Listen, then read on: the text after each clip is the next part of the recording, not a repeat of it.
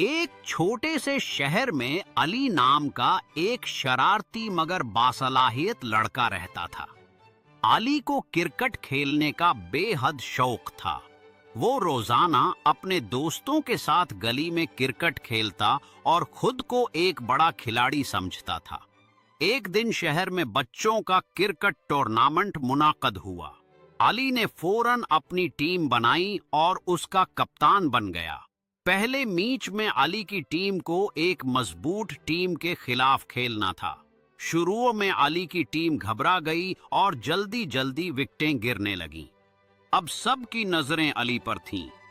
علی نے ہمت نہ ہاری اور دھیان سے کھیلنا شروع کیا۔ اس نے زبردست شاٹس لگائے اور آہستہ آہستہ اپنی ٹیم کو سنبھالا۔ آخری اوور میں جیت کے لیے 10 رنز درکار تھے۔ پہلی گیند پر علی نے 2 رنز لیے، دوسری پر 1 رن۔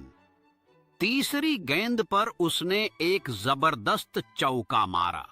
اب صرف 3 رنز چاہیے تھے۔ اگلی گیند پر اس نے شاندار شاٹ لگایا اور گیند باؤنڈری کے پار جا پہنچی اور ٹیم جیت گئی۔ سب بچے خوشی سے جھوم اٹھے اور علی کو کندھوں پر اٹھا لیا۔ علی نے سیکھا کہ محنت اور حوصلہ انسان کو کامیاب بناتا ہے۔